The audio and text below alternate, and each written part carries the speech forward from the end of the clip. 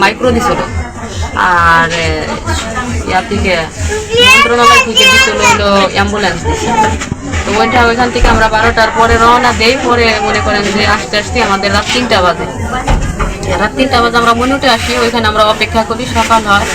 পরে আমাদের এখানকার রিজার্ভ ট্রলার যায় 6:30টার দিকে, ওইখান থেকে ছাড়ে। আমি 7:30টার মধ্যে আমি আসলে আমার লাশ নিয়ে আসছি। এইভাবে আমি আসি।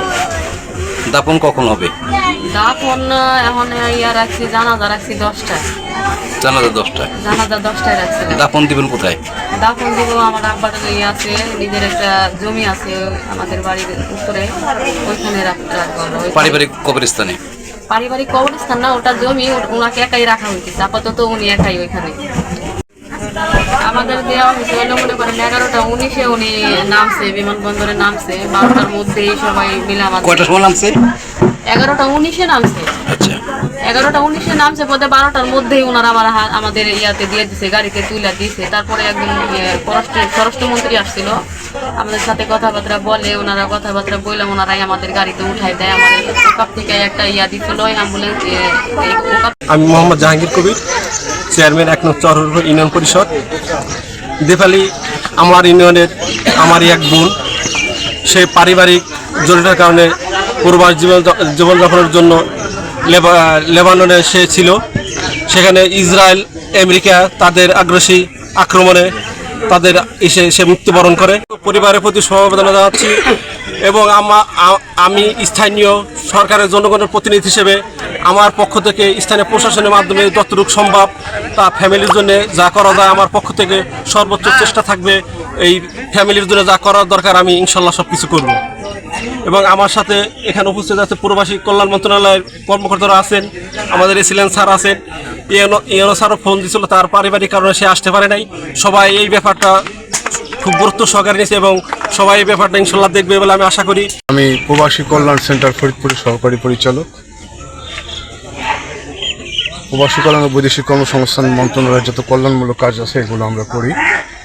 আপনারা ইতিমধ্যে অবগত, দীপালি আক্তার লেবাননে মিসাইল হামলায় মৃত্যুবরণ করেন গত 8 এপ্রিল। আমরা তার মৃত্যুর খবর শুনে মৃত্যুর খবর পেয়ে আমরা এখানে ছুটে এসেছিলাম। আমরা তখন তাদের শোকসন্তপ্ত পরিবারকে সমবেদনা জানিয়েছিলাম। এখন আজকে ভোরে দীপালি আক্তারের মৃতদেহ এসেছে। আমরা এসেছি, আমরা দূতাবাসের সাথে সবসময় যোগাযোগ রেখে আমরা মৃতদেহটা আনার ব্যবস্থা করেছি। ইতিমধ্যে আপনারা জানেন বিমানবন্দর থেকে পরিবহন ও দাফন বাবদ আমরা 35,000 টাকা চেক দিয়েছি, পরিবহন অ্যাম্বুলেন্স সেবা দিয়েছি। পরবর্তীতে মৃতের পরিবারকে ওয়েদানার্স কল্যাণ বোর্ড থেকে 3 লক্ষ টাকা দেওয়া হবে। লেবাননে বাংলাদেশের প্রবাসী দীপালি উনি ইসরায়েলের হামলায় নিহত হয়েছেন। আমরা তার আত্মার মাগফিরাত কামনা করছি এবং তার যে শোকসন্তপ্ত পরিবারের প্রতি সমবেদনা জ্ঞাপন করছি। আমরা সবাই জানি পররাষ্ট্র মন্ত্রণালয়, প্রবাসী কল্যাণ মন্ত্রণালয়, জেলা প্রশাসন এবং উপজেলা প্রশাসনের সহ তার মরদেহটি খুব দ্রুততম সময়ের মধ্যে দেশে নিয়ে আসছে এবং আজকে নিয়ে আসা হয়েছে এবং কিছুক্ষণ পরের মধ্যে দাফন সম্পন্ন হবে। তো আমরা যে মানুষটি চলে গেছেন তাকে আসলে ফিরে আনা যাবে না।